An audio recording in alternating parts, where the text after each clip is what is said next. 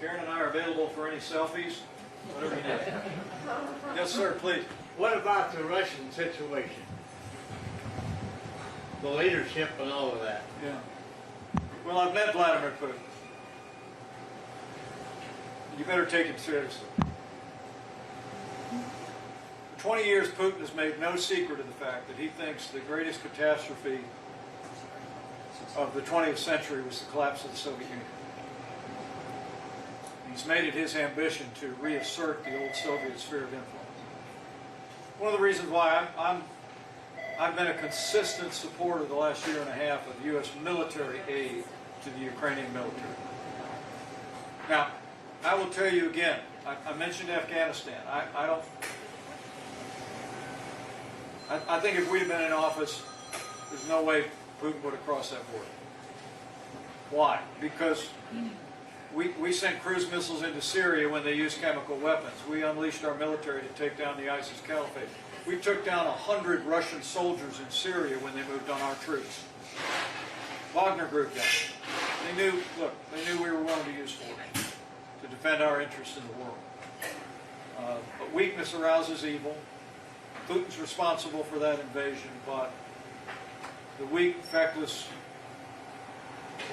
leadership that Joe Biden's provided on the world stage emboldened him.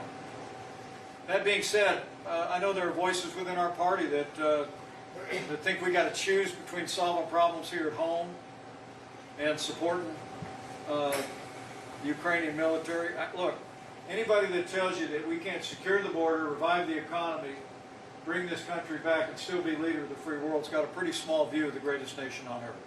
We can do both. We can do both.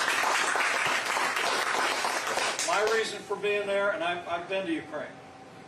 We visited, a month after hostilities, Karen and I visited a relief center.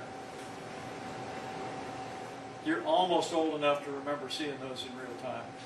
I never thought I'd see thousands of women and children in one place, surging forward in a crowd, fleeing from violence the way we saw. I mean, the brutality of the Russian military, there's a moral case to be there, to support them in that fight. But I support military aid to the Ukrainian military because I have no doubt that if Vladimir Putin overruns Ukraine, he's going to cross a border where our men and women are going to have to go and fight. And so I hold to what used to be called the Reagan Doctrine, which is if you're willing to fight our enemies on your soil with your soldiers, we'll give you the means to fight them there so we don't have to fight them.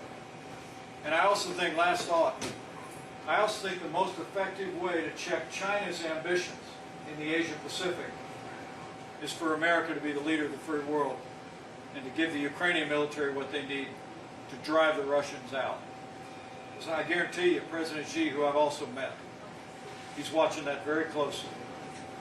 And if the United States and the West falter, if Russia gets what they grabbed through their heartless, brutal invasion, I think it's only a matter of time before we wake up one morning and the Taiwan Straits are filled with ships, and we got decisions to make. You know, I really do believe peace through strength begins with deterrence, right? And I think we can deter the enemies of freedom around the world just by standing strong. And I will.